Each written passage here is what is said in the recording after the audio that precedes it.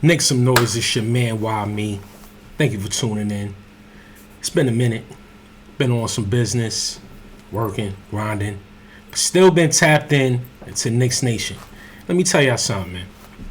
We good. Fans don't panic. Real Knicks fans, we observe, but we don't panic. We don't call for, even though, the popular opinion is you need a star, you need this, that, and third. But real basketball players want other basketball players that can hoop. Like, granted, real hoopers want to hoop with hoopers. So real basketball players want to play with other talented basketball players. But at the same time, real basketball players that work on their game every day, that do what they got to do, they stay in the gym, they stay healthy, those types of basketball players don't necessarily call for stars to come in and be their savior. You know what I'm saying? I'm looking at the free agency list over here for guys that's going to be available next year. And if you say we need somebody in the front court, preferably a small forward or a power forward, then we probably are going to have to wait until the offseason to see how it shakes out. If you look at some of the players that they have as far as like top talented players, salary-wise, you know what I'm saying? Because you got a guy up here named Gordon Hayward. He makes $30 million. Like, he finessed the NBA. He's probably the top finesse in the NBA as far as salary. But, like, this is not about him. But at the same time, you got DeRozan. DeRozan has openly expressed that he wants to come to the Knicks. He's making $27 million a year. We got a guy that's on the bench that has a team option for $19 million. So, that leaves $8 million of salary that we probably have for a guy like DeRozan. Maybe he'll take a pay cut. We still got to pay Emmanuel quickly. I hope we get to re-sign him. But at the same time, no matter what and no matter who we get, we're still probably not at the end going to become NBA champions. It's still a tough sledding in the East when you're talking about 7-game series with teams like Miami, teams like Boston, teams like the Milwaukee Bucks. It's still going to be a tough out. Philadelphia is playing way better with the subtraction of James Harden. Philadelphia is getting to it. You're not really hearing about no mutiny within the team and things like that.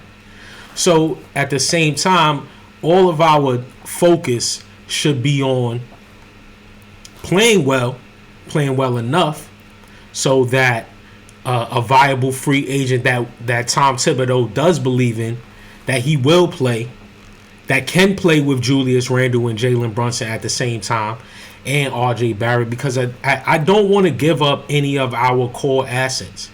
Our core assets is pretty much our whole starting five. With the exception of, let's say, DiVincenzo, no disrespect, Quentin Grimes, he's been playing well. I called Quentin Grimes out in an earlier show. Like, you could go back. I probably called Quentin Grimes out in my second episode to ask him to play better. I didn't really think the solution would be moving him to the bench, but I mentioned it. That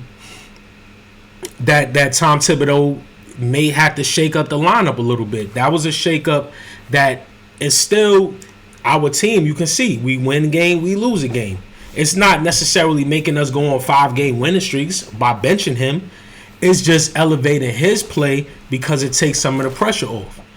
And, for a guy like that, he's already made a statement as to where the pressure may be too much for him. He feels like he's going to get taken out if he does something wrong, which obviously isn't the case. You got more of a green light coming off the bench. So it was basically just your play. And that was all I said at the beginning. So going forward, when every time someone calls in, and salute to the number one show for the fans, salute the Knicks Fans TV, CP, Alex, y'all get all the props for setting up the culture and the community in the right way. Go on live every night. That's respect. So CP already know. Like, I hit them on Twitter. I hit them. But, like, a lot of people call into his show and they like, trade this guy. We need this guy. I just heard somebody say Ben Simmons. I just, like, in reality, to me, the best player, the player that's gonna basically move the needle, or players, because I don't think it's just still one player, but the players that will move the needle for us are probably gonna be guys that you wouldn't even think would have a chemistry or gel with this team. Mitchell Robinson is hurt. He'll be out for another 5 weeks or so. He's only going to be reevaluated in 8 weeks. So for him being cleared to play, we might be looking at like February, March. And then he comes back, he's not going to be in full game speed. So, we may be looking at a realistic timeline of the playoffs for Mitchell Robinson to even maybe have confidence, depending on how serious the injury was, to even have confidence in his jumping ability, back to being an offensive rebounder from the beginning of the season. I really think guys with Mitchell Robinson's ability should not be wearing LeBron 20s. Mitch, take them LeBrons off, bro. Take them Kobe's off. Take them LeBrons off, bro. Wear those on the weekend. Like how you tell them at school, like you tell your kids, it's like, yo, those is for the week. Like, bro, wear those to birthday parties, my nigga. Because those is ankle busters right there, bro. You jumping up and down, up and down, up and down. It's only a matter of time. You playing in them 20s. Get rid of them LeBrons, bro. Like, the invention of the low cut sneaker is wild. Like, I even try to, pick up basketball, try to play in low cut sneaker. My ankle was like this size. Roll my ankle crazy, touch the floor. So what happened to Bradley Beal? Y'all wilding in these low cuts, B. That's just my opinion. Like, professional NBA basketball players should never play in a low cut, or like an ankle. I mean, some guys did it. Kobe did it. But Kobe rolled his ankle mad times. But Kobe is a different competitor because Kobe will play on a sprained ankle. Y'all won't. You know what I'm saying? Y'all won't. But for Mitch, he had a serious injury. Julius Randle had a serious injury. Those are serious injuries. But they happen in low cut. They happen in low tops. You know what I'm saying? So that's a sidebar. But I'm gonna be this is gonna be a random show. I haven't been on in a minute, so this show is gonna be totally random. But getting back to what I was saying earlier, at the same time, everybody's calling in. Trade this guy, move this guy, get rid of Randall. Like, you cannot have any type of chemistry in a team. You keep getting rid of cats. I'm going to repeat it. You will not have team chemistry if you keep trying to get rid of guys. It takes guys a minute to gel. You saw James Harden. You got all the California boys playing at home now. You got Kawhi, you got Paul George, James Harden, Russell Westbrook. You got the Cali boys. They in LA. It took them like 12 to 15 games to gel. So y'all talking about trading guys, trading our best players. He might not be a number one option on the Milwaukee Bucks, but he's a number one option on the Knicks. He might not be a number one option on the Lakers. Or Phoenix, when you got guys that's bona fide Hall of Fame players, perennial all-stars. But I just think Julius Randle don't get enough respect. 20 every night, 20 a night, 6 or 7 assists. Yeah, he's into it with the refs, but how many other players get into it with the refs that the refs give them, they freedom to say something? He's just one of those guys that does not have his respect yet. And the way like NBA officiating is going, I don't really think that there will ever be like a rapport between players and the referees like there used to be, with the older referees. I think this modern day version of officiating is heavily influenced by sports betting. But with respect to our players and their relationship with the refs, we got 2 blue-collar basketball players that get their points out the mud that don't really get the calls that they should. And they're not overall superstars within the NBA, but they're our stars. They're the players that, you know, influence us winning and losing games. Like the things that they do, their actions on the court determine whether we win or determine whether we lose.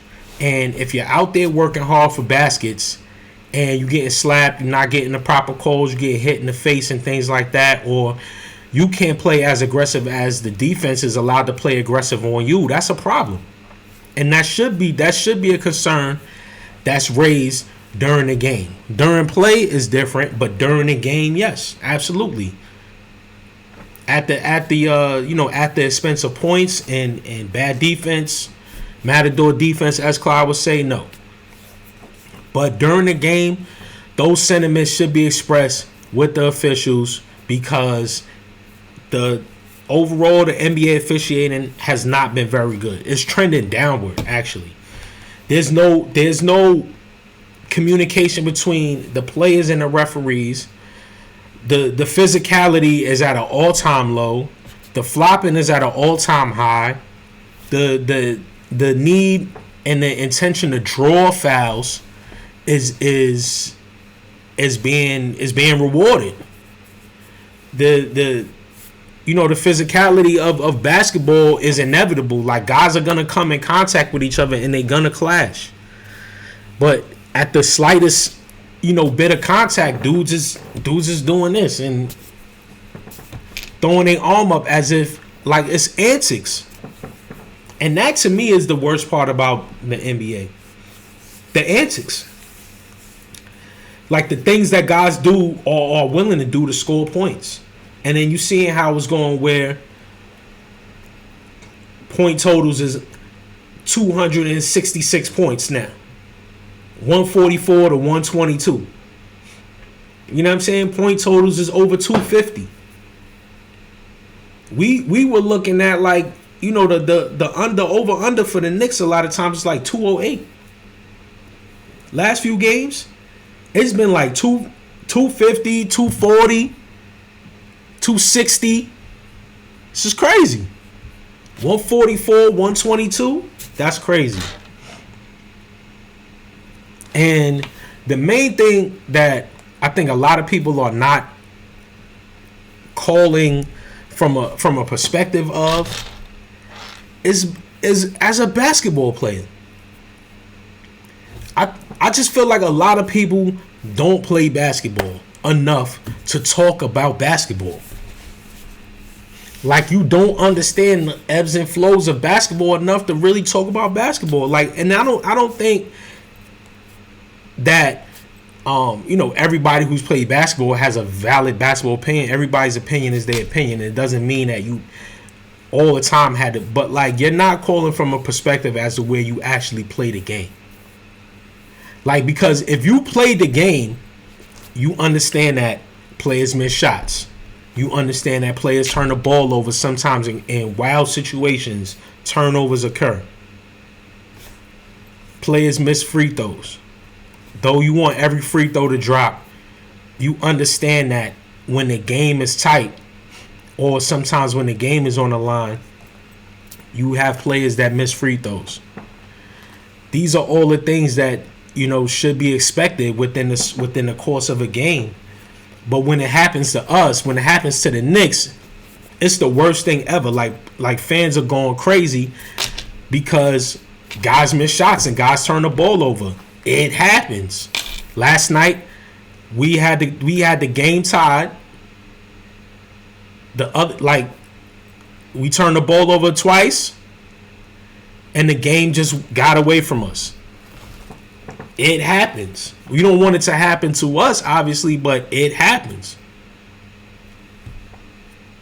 And emotions were high, coming off a back-to-back last night in Phoenix.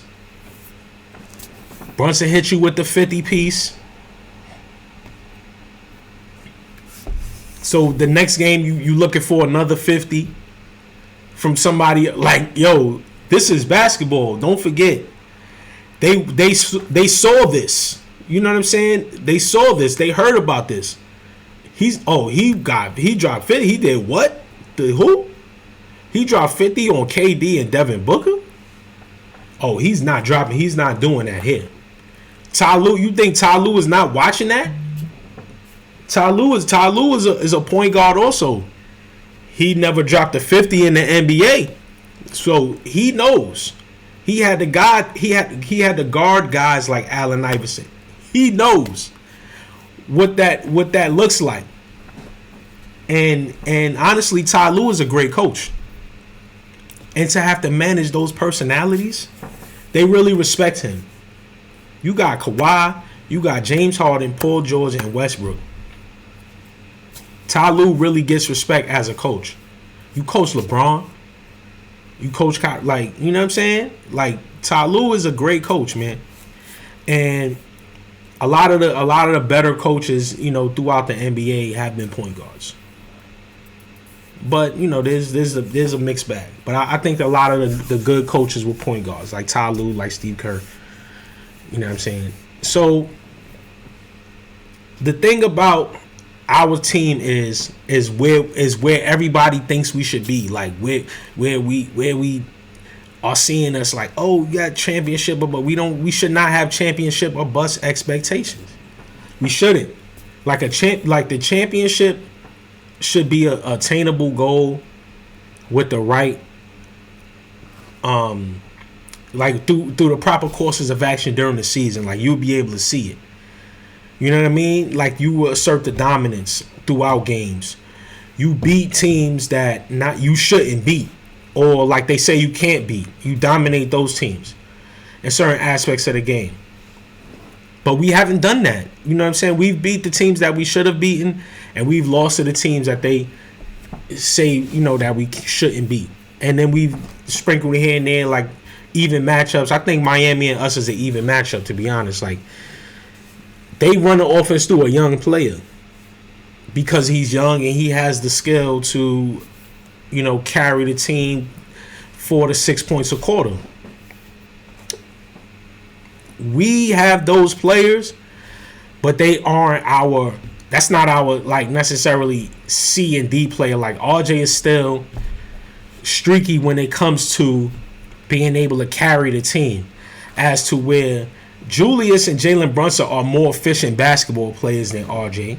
So if RJ can get us our 6 a quarter on the I gotta work for these type of baskets, like spread the floor out, bop, bop, bop, and I'm getting to the cup, or bop, bop, bop, and I'm getting to my shot. Guys like Jalen Brunson that could get hot and just cook. Dudes like Randall that could get hot and cook. Like, Randall wouldn't have to work from 19 feet out unless he chose to, but that wouldn't necessarily be the offense, because he could spot up and shoot the 3, or he could pass the ball from the foul line, or, you know, just play floater. What we want from Randall and Brunson, though, obviously together collectively, is not only a strong offensive output, but a strong defense, like a solid defensive output. Guard the men who you supposed to guard. You know what I'm saying? And they take a lot of breaks on D because they used to Mitchell Robinson being there. But guard the people, guard the players who you're supposed to guard. We gave up 144 points last night. But like I said, there's something to be said about the scoring in the NBA right now since this in-season tournament. It's been heavily like points focused. Like they developed a formula like, oh, it's gonna work. It's gonna work. Like, points work. 3-point attempts and 3-point shots work. Like, you got guys that shoot threes, and it gives the fans the opportunity to get involved with basketball more. It's a long distance shot, so the ball's going up in the air. You got everybody in the stands. Like, people have the opportunity in the stadium to stand up. People at home, you know, you got the opportunity to stand up, throw your 3 in the air, get ready to celebrate the shot going in. Whereas dunks and layups and 2-point baskets are a little bit more, you know, they happen a lot faster. But like with a 3-point shot, and depending on who shoots it, It's going all the way up. You got people like, it's a photo. It's a better photo op. So this is where, this is the bulk of the NBA right now. 3-point shooting attempts. We shot 35 attempts. We only made 11. The Clippers shot 33. They made 16. You know what I'm saying? That's 99. That's 99 points. You know what I mean? That's 15 points from threes. 105. My fault. My math is off. 105. But like at the same time, that's like a 1990s NBA score just on 3-point attempts.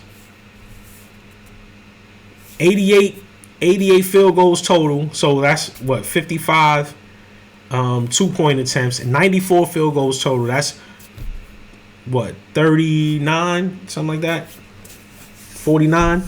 So the name of the game is to shoot threes. You know what I'm saying? And we shooting almost as many threes as we are twos.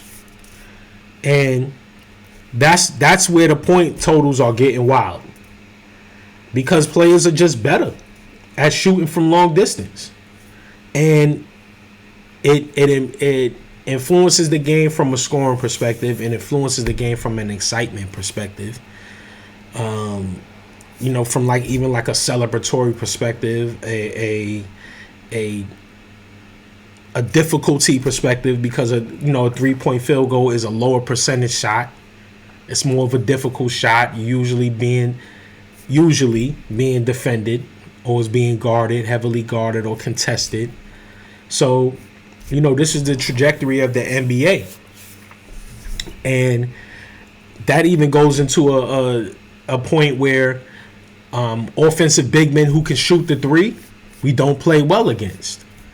So we need a remedy for that. We need a remedy for teams who have centers that can shoot threes. Our power forward, Randall, he's a good 3-point shooter. Our point guard is a decent 3-point shooter. Our 2 guard is not. Our small forward is okay. Our center is depth. Neither one of our centers shoot. They don't shoot any threes. So when we play against teams like Milwaukee, Porzingis out there in Boston, even the Lakers, the 5 can shoot the 3 if they need to, and we lose there. We lose that matchup every time. So it's up to the other guys to step up. It's up to the other guys to inflict their will on their matchups. So, listen, man, I've been off the wire for a minute, like I say, handling business and everything like that. But Knicks Some Noise is here. We here to stay. We on Twitter at Knicks Some Noise. So holla at me on Twitter. I'm a real person on all social media. I'm gonna get my Instagram up too. But holla at me on Twitter. I'm a real person on social media. I'm not a bot. I'm not trolling. I know one cat, I comment under his post that Jalen Brunson needs to pass a little bit more. You got bots coming, random kids. I don't know. It sound like a little kid, just the way that they talk and use emojis. It sound like somebody that was like 13, 14. But as your point guard, you gotta, like, your assists have to be better, because then that means like other guys, you're influencing other guys scoring that don't necessarily get their own shots. So you have to do that. And there just has to be a higher output. Like, if you're gonna score, then you gotta pass equally as well. You gotta be like an equal threat in passing and scoring. So with that said, we're in the middle of the road right now. That's just the team that we are. The Clippers are 15-10 after beating us. They 11-3 at home. We 7-8 on the road. We were a really good road team last season, but we weren't that great of a home team. You know what I mean? And right now, like I said, 14-11, we in the middle. We in the middle. The league is going to get another like boost. Ja Morant comes back this week, so there should be a boost there in terms of like play. We play Memphis soon. I don't know exactly when, but we play Memphis soon, and you know, hopefully he's not in shape by the time we play them. But Memphis is like one of those teams where you just don't. You're not expecting anything from them right now. The main thing that we need to understand is that trading dudes is not the solution.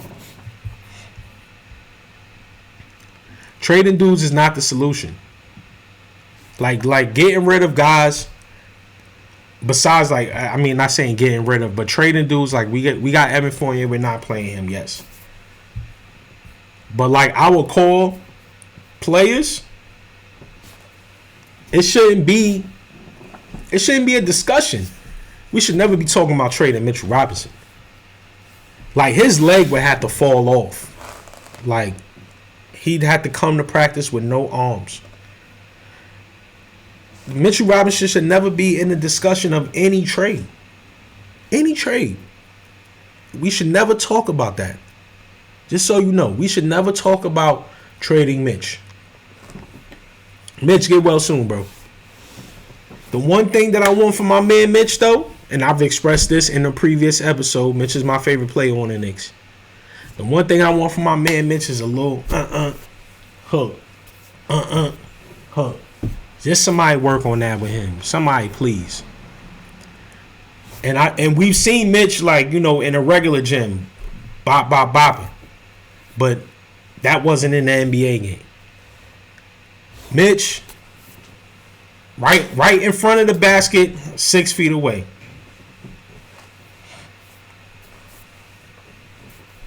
That's all I need from my man right there. Plus that with the offensive rebounds, you add 14 a game. 12 to 14 a game, bro. Plus that with the rebounding, you 12 and 10. With two baskets. 2 offensive baskets, like they throw it into you. You able to 2 dribble it, hop step, get over. I feel like Mitch could possibly get 20 off that because he's already a good finisher around the rim on the double jump, getting offensive rebounds. So 2 to 3 more feet away from the basket, a hook shot directly in front of the basket. A jump hook, not a Kareem hook, but a jump hook. Hop step up. We good money with that, yo. And I'm not sure if that's the offense, but I don't understand why that hasn't been incorporated. But I'm not sure, like, I don't know. And this is the thing. We all need to understand where we are as a team. And we're in the middle of building and developing assets. It's a long-term game. Our best player is 28 years old.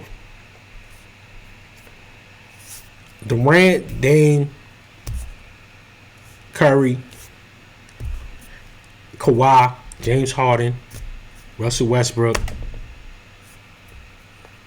Kyrie. They all in their 30s. They've accomplished what they are going to accomplish. They obviously want more, but they've accomplished what they're going to accomplish. You know what I'm saying? They've done what they are going to do. Like, if they hung it up today, they all walking into the Hall of Fame. They all in Springfield. So, like, the core team we have and our best player being 28 years old, or it's arguable, Jalen Brunson could be our best player to some. I still think Julius Randle is the horse. Like, I don't take Julius Randle out the situation and we get the same team that we have with Brunson. That's just me. But Brunson is still that dude. Don't get it twisted. Like I rock with him. But you know, the core of our team are in their 20s, man. That's a good position to be in with draft picks. You obviously see that the age plays a factor. LeBron is still a great player at his age, but the Lakers can't beat the world. The Lakers cannot beat the world with LeBron, with a 38-year-old LeBron. I'm 40. The Lakers cannot beat the world with a 38-year-old LeBron. You need AD. You need your newer defender in Cam Reddish to take some of the load off of that. You need Austin Reeves to come out and do what he got to do. D'Angelo Russell. You still need all those guys. Specifically Anthony Davis. I'm about to say Antonio Davis. Specifically Anthony Davis. You need those guys. And so, with like, why do you want to get rid of guys who can get us to the playoffs so bad? It doesn't make sense.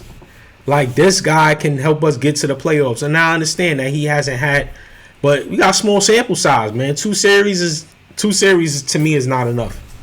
How many series were you expecting LeBron to win an NBA championship? More than most likely, like every one that he went into. They don't, granted, he's went far nearly every time. Either to the finals, conference finals. They got bumped sometimes, but LeBron's been far. You know what I'm saying? But he's lost some. You feel me? He's lost some series. He's lost enough series for people to question his greatness. We, as a team, we go to the playoffs 2 times and everybody's like, oh, I want to see what he could do in the playoffs. One series, we didn't have the team at all. It was just him. It was just him who could get a basket. Nobody, like RJ wasn't even getting no baskets like that at that time. DeAndre Hunter was standing next to RJ. RJ was like this. RJ looked like his little brother. DeAndre Hunter looked like a senior, and RJ looked like a freshman. He was towering over RJ. RJ had to deal with that. Nobody on the team other than Randall could get a basket. So, yeah, double team him. He wasn't passing out the double team that well. Every year since, he's been getting better at passing out of the double team. This year, he's the best he's ever been at passing out of the double team. And he still leaves his feet, which is, like, as Clyde Frazier would say, one of the cardinal sins in basketball. But he's still passing out the double team very well. Yeah, there's going to be mistakes. But the accuracy is like 70%, 75%. I see him do it all the time. And I just don't understand what everybody else sees when, okay, just take that off the table. Like, yo, in most of our lifetimes, we have not won anything. We've been to the finals a couple times, but that's it. And we've been through the playoffs a few times, but that's it. So historically, we're not a good team. So like, why is everyone putting so much pressure on that? Like it's kind of like, you know, you get some money one time and you just blow through it. Like, you cannot. That's not how teams are built. And the longevity means something. Longevity to a team, loyalty to an organization, player development within that organization means something. But it just doesn't change overnight. And overnight in the NBA is like a season or two, a couple seasons. Everybody's like, RJ Barrett's in his 5th year. He's in his 5th year. He should be blah, blah, blah, blah, blah. Zion's in his 5th year. He's been up and down playing basketball. People question his commitment to the game. We all know he's a good player and that he can hoop. And everybody's dogging Zion in the media. Ja Morant had his issues with whatever he was, you know, everybody knows. Everybody's stuff is out there on Front Street. But RJ is he's consistently playing basketball and getting better. And people have a problem with that. How do you have a problem with somebody who gets better every year?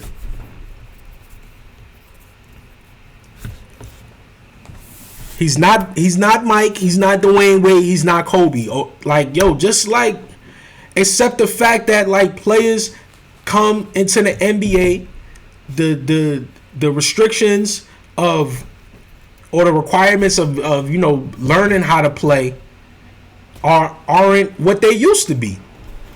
So like dudes is not coming in with 3 or 4 years experience of college basketball no more. They taking dudes straight out of freshman year. So naturally he's gonna get better, and he has to get better in the NBA. It's a gamble that they allowed to take on themselves. So if RJ would have stayed in the NBA for 4 years, stay in Duke for 4 years. How many years would he be in the NBA? Like 2. Right? 5 years, 4 years. I don't know. My math is crazy. But he would either be a rookie or a sophomore. A sophomore. This will be his second year in the league. But will he be a lottery pick? I don't know. Maybe. But it just like dude's gonna get better in the league. So yes, it's his 5th year, but essentially, like, if he was a 4-year college player, then he would be in his 2nd year. And his game would maybe be the same, maybe, I don't know. But nobody on our team like Jalen Brunson is. And you saw his path. Undervalued, undersized, underrated, underestimated. You know what I'm saying? Like, he just because he don't jump 12 feet in the air, the lights was off of him. And then so he was able to sneak in under the radar and get into the biggest media market in the NBA.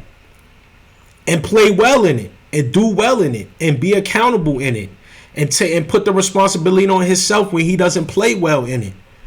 That does not happen. Like, those types of players do not come along on dime a dozen. A dime every 2 dozen in this day and age of basketball. Like one in 25 players put the responsibility on themselves when their team plays bad, when they play bad. They don't say, oh, the referee didn't call this they didn't call that. I got to play better. And then they actually come out the next game and play better. Not too many. There's almost nobody in the NBA that does that. There's like, the Hall of Fame players do it. The players that's been in the league 10, 15 years do it. The players that want to be great do it. That's not every player in the NBA, because if every player in the NBA had that attitude, it'd be a different league. If guys was really in the gym, as opposed to like wanting to work on business and things that in the third. If more dudes focused on basketball. But like I said, we're in a good position as an organization. We have equity, and that's hard to have in a market where everybody's like moving around. You got this guy coming, this guy, he could dunk and he could do this, that, and the third. Next thing you know, you start grabbing this dude, paying, like, you know what I'm saying? You take a chance, but then sometimes you'll crap out. And historically, we've been crapping out. So I like for us to hold our chips. Historically, we've been crapping out. We've been mostly getting those quote unquote stars that's over the hill. That was our game. Getting dudes that's past their prime to play on our team. It really only worked once when we had Woody, we had Jason Kidd. That we almost got somewhere for real. Dudes started breaking down at the end because they older. This is what as a team that we don't want to have. You know what I'm saying? We definitely don't want Julius to go down in the playoffs either. You know what I'm saying? Or like then at that point, we don't want him to sustain an injury like that when we need him the most. That's gonna be tough, you know. And we could have made it to the finals, the Eastern Conference Finals at least, if we had a healthy Randall and some more minute contribution from RJ. But we got a different team now, and all we got to do is get there. And we can see who we get matched up with and contend. We gonna fight. We gonna scrap. That's the type of team we have. We got scrappy dudes. We got 3 Villanova dudes that can scrap. Randall is he don't back down. Mitchell Robinson is one of the best defenders. Isaiah Hartenstein is a good defender. I feel like Jericho Sims, with the player experience that we're giving him, he should get better.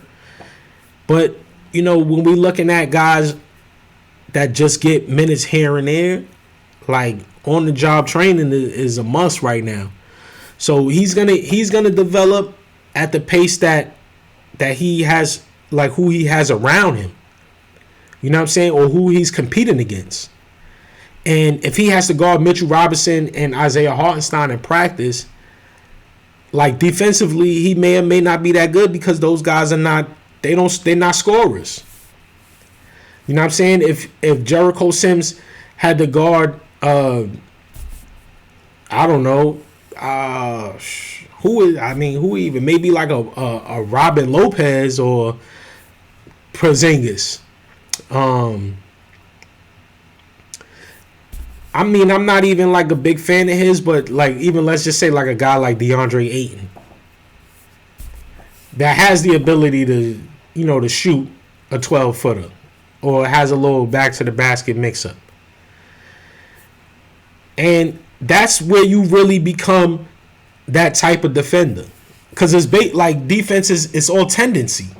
You know what I'm saying? You're defending the tendencies of the offensive player, if they have any. You trying to force him to the places and the areas on the court where they are least effective. Some players you can't do it to. You can't do that to Kyrie. You can't do that to Steph. You know what I'm saying? Trae Young and guys like that. Brunson. That have the ability to break presses and whatnot.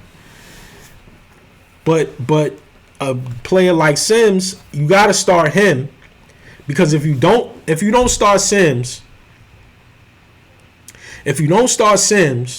then if you start Isaiah Hartenstein and he gets into foul trouble, then you have to play Sims as a opponent. To me, it's more blood in the water. You know what I'm saying? It's more blood in the water when Isaiah Hartenstein is in foul trouble compared to when Jericho Sims is in foul trouble. So if you have to choose between the lesser two evils, you got to go with the one that can give you the least. So you go out there, try to stay out of foul trouble, but I'm going to buy some time with you on the court and hope that you see it as an opportunity to play well, to play better. Because then now we can possibly get some of our tandem back. But he also has to, Sims has to go back to his hole, to his spot, and watch the games over and see where he can get better as a defender while Mitch is out and just overall in general. Again, you taking guys out of freshman and sophomore year based on their potential. They're not getting as much top tier competitive basketball experience as they should. When they get into the NBA and they deal with these coaches and organizations that have as much basketball experience as they've been alive, the expectations for these younger players are going to seem like pressure. It happens to a lot of people. Not to everyone, but to a lot of basketball players. And that's just what it is when you're a young player. You got to have a coach that believes in you, that instills the confidence in you to be a better player, but challenges you, and you accept the challenge. And you take that as an opportunity to be like, yo, I'm about to cook. And a coach that says like, yo, you can't blah, blah, blah. You can't do this. You can't do that. That should give you more battery to go even crazier. I do like when he puts Miles. I do like this. Miles McBride is ready. And I feel like he should find a way to incorporate Deuce. But again, the rotation is so guard heavy. You know what I mean? You can't play 5 guards. But I think Miles McBride is ready to take another step into, you know what I'm saying, being more implemented in the offense. Like another 2 to 3 minutes a game, I think would be valuable, and it'll help Brunson be able to stay in attack mode. Because I think Brunson is the best when he's in attack mode. And in general, you can't double team Brunson because he is a good passer when he has to. And you can't defend him, but you can defend Randle because Randle is still being proven as a player out of the double team. So you could defend Julius Randle, 2 players, force him into a possible bad decision. I've said this before as well. But he's getting better. So ultimately, eventually, teams are not going to be able to do that as well. They're gonna go to the well so long that it's gonna start burning them. But our shooters, a la Grimes, Barrett, DiVincenzo, Hart, they gotta knock down them outside shots quickly. They gotta knock the shots down. They gotta make teams pay. Because he's going to give it up. And I think it was the last episode that I did when we played Miami. I called out situations where Randle could have had 10 assists, 3-4 more assists, and players missed the shots. So here's a guy who can give you more than 20. He's had 50-point games, 40-point games, 30-point games. 20-point games is in his sleep. He can give you 5 to 10 assists and 8 to 10 rebounds a night. Let that man live, yo. Let him get his respect, because that's what we need going forward. Like we need respect for the players that have the ball the most, and he's one of those players on our team. Like, we need respect. They respect all these other players that ain't do nothing in the NBA. They get the whistle, low minimum contact, but because he's a physical player, it's like the Shaq effect. You know what I'm saying? Just because he asserts more dominance and more physical will on his opponent, that doesn't mean he deserves less calls. And we fall victim to that, but it's at the same time, it's not to blame the refs. So people just gotta sit still for a minute, because it's like poker, man. You can't play every hand. It's like trading. You cannot take every trade. You're gonna get burned. You can't play every hand because you're going to keep showing your tendencies.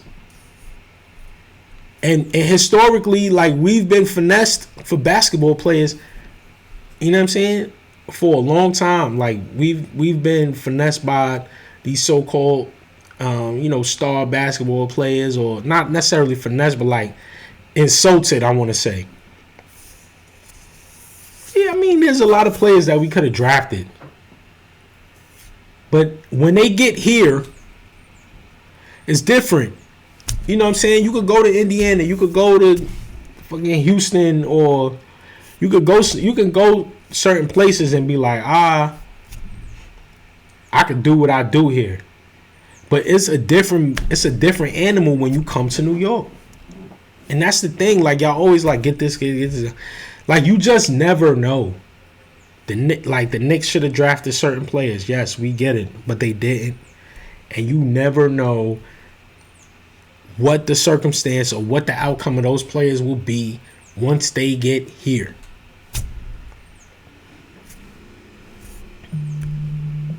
That's all it is to it.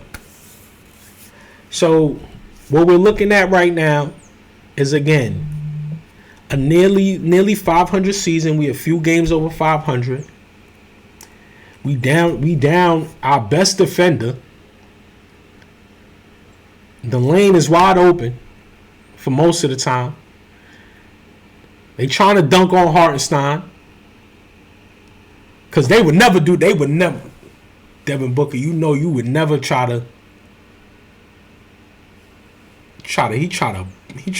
boof it on Hartenstein. You never know. So Devin Booker, and then at the end of the day, we sitting up here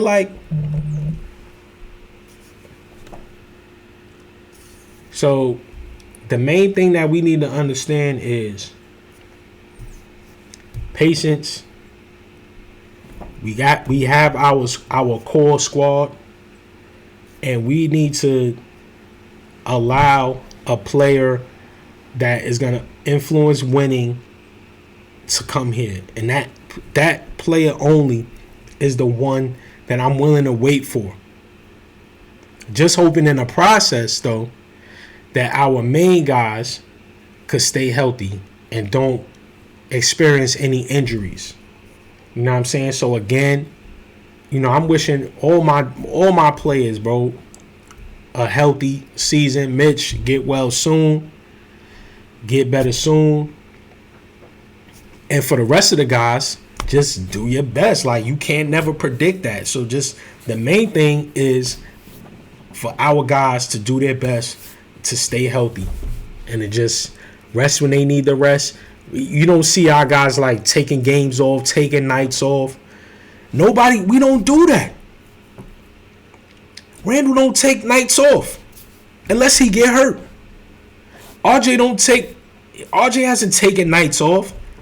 Migraines, I'm telling you, migraines is real. If you get the wrong one, you might eat something. You could get a migraine from mad stuff.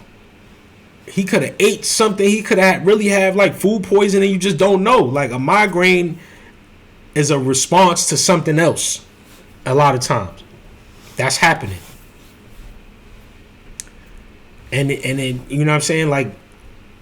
You can't predict that shit. But injuries, I'm talking ankles and elbows and stuff. You know what I'm saying? Fingers and toes, knees and feet. So we just need to stay healthy and let the chips fall. In the East, 5 or 10 games over 500, we a playoff team. I'm not sure about 5 to 10 games over 500, but maybe 4 to 6. And we a playoff team. And guys got to just get back to the core of the team. We can't beat anybody, but we can compete every night. So one player that doesn't disrupt that comes here without us having to give up anybody, works for me. Because we have enough assets that we don't have to give up anyone. I do wish Evan Fournier would get a chance to play, but I have no idea. Besides his defense and besides his and then we don't have if Randall and Brunson are not great defenders because they might force everybody to the help. If Evan Fournier is streaky offensively and a bad defender, I'm not sure how that's going to work. You don't get steals. You just shoot, and you don't play so great defense. I'm not sure how he's getting paid $20 million a year. But if it calls for us to sit him, then we sit him. I don't know. I don't know what that situation is whack. I'd rather everybody on our team that's going to play. I hate to have that talk about like our coach and a player having a discrepancy to the point where like, yo, he doesn't play at all. That to me, I don't get that. You know what I'm saying? I don't understand that. But if you look at our schedule, we got the Lakers tomorrow, Brooklyn, and we play Milwaukee twice. You know what I'm saying?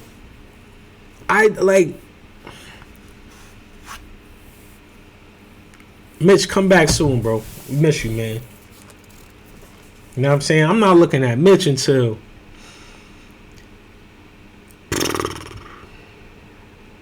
around here, man. Maybe like the middle of March.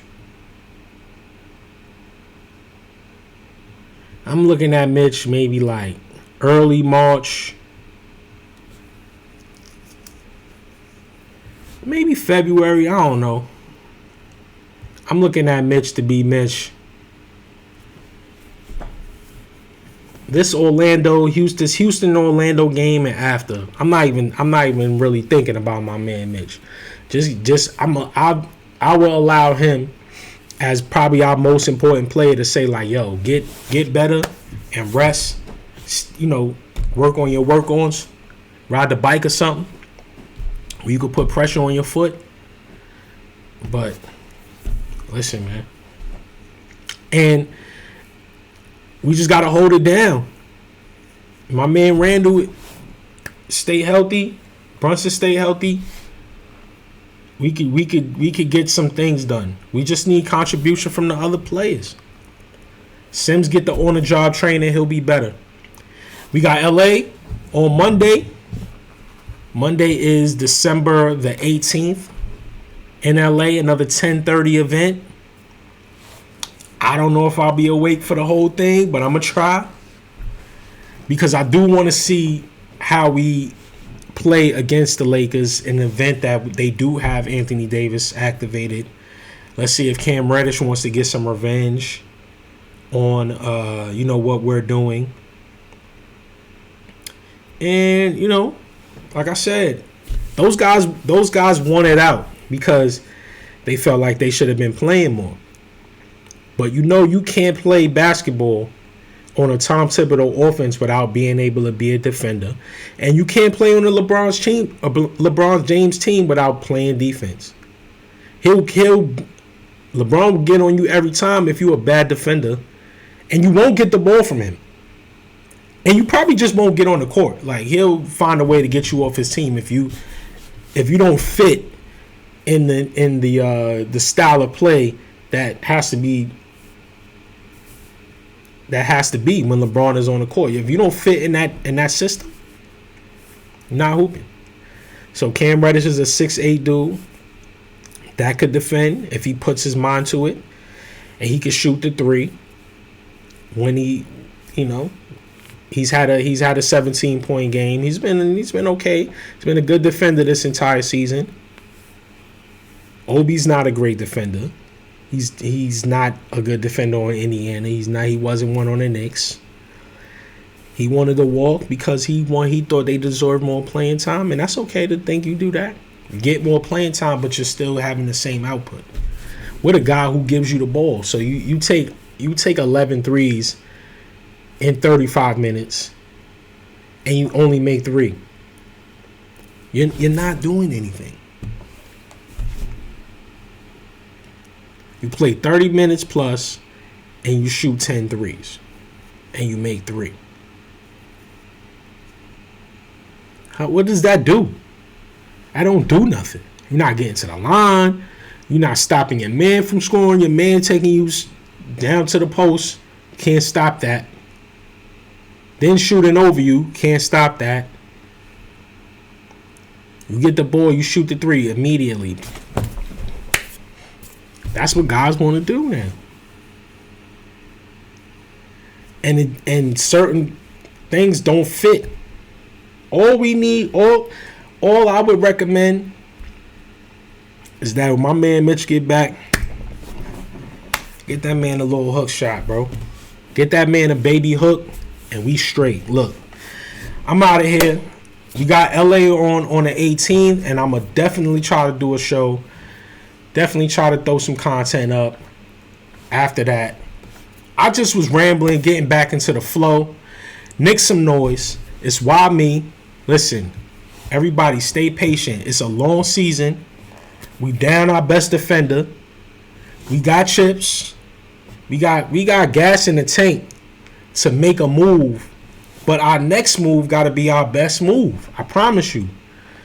Because our next move is going to be so heavily scrutinized that no matter what the move is, there are going to be people against it. There's going to be people possibly for it.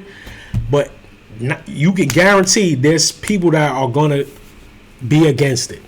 So our next move has to be the most sound, conscious, most sensible basketball decision that can be made. Because if that doesn't happen, then we revert and we become, we kind of falling back into the like I told you so bucket. I told you the Knicks don't make these good decisions. I told you da. So I'd rather just be patient and let the chips fall. Let these free agents that may be available next year openly express interest that they want to play for our team. DeMar DeRozan. But we can't leverage our assets that we have now for you. You got to ride out the season, and we'll see you in the off season. Like a big move like that should be done in the off season, not during the middle of the year, because then that changes the trajectory of the current year. Well, we can still do something. We can still make something happen. So DeRozan says, or if that's true, you know what I'm saying? I want to play for the Knicks. All right, boom. Who else is out there at that position? Small forward. DeRozan, Batum, McDermott will be a free agent. Royce O'Neal, C.D. Osman, Otto Porter, Jay Crowder, Reggie Bullock. We had him. Kevin Knox. Like, yo, Kelly Oubre, Thanasis. So yeah, we got our eyes on a player like DeRozan. I'm a fan of DeRozan. I don't particularly like. I don't like the foul hunting players, bro. I don't like the foul hunt game. I got to get to the line to get into a rhythm game. So that's not my favorite type of basketball player. But I think he would definitely improve our team from a respect level standpoint. And if it gets down to a critical game situation, he can get to the line. He can knock down his free throws. But that's not necessarily my favorite type of way to win. But, it's needed. It's just that's something that you need. So, look how many options there are. The best player is going to be a player that you might have never heard of, or that you might not have known that could cook, just like Brunson was. Two guard wise, Klay Thompson, $37 million. James Harden, Buddy Hield. Like, so our level, the way it's even, under $20 million, Joe Harris, Gary Trent, Malik Beasley, Gary Harris, Horton Tucker, Burks, Malik Monk. There's some guys in this group. DeAnthony Melton's a pretty good player. And there's some guys in this group that are necessarily like ready to play. I like Horton Tucker. And I like DeAnthony Melton. Out of this bunch, I like those guys. From an offensive standpoint, and I like Horton Tucker because he could play the small forward, and he could score at that position. He showed us that, and he has a long ass wingspan. But is he a good defender? I don't know. Like for a Tom Thibodeau level, I don't know. But he can score. He can be instant offense. He can come off the bench and give you immediate production. And he got some sauce. And we need that. We need players that can mix it up like that. That got creativity in basketball terms to move players in certain spots that they wouldn't necessarily find themselves in, because we have guys that are creative offensively. And the really only guy we got like that is Brunson. That's consistent, most consistent. Quickly is becoming a more creative offensive player, but really the only person that could like move guys left to right and is Brunson. Randall is more power, like I'm gonna move you backwards, but Brunson could move you left and lose you. Quickly has that ability sometimes, but it's there. It's getting there. Trust. So listen, man, it's been a minute. I enjoyed this conversation with myself. Hopefully it reaches you all. Knick Some Noise. It's your man, Why Me? And I'm out. See y'all on the next one.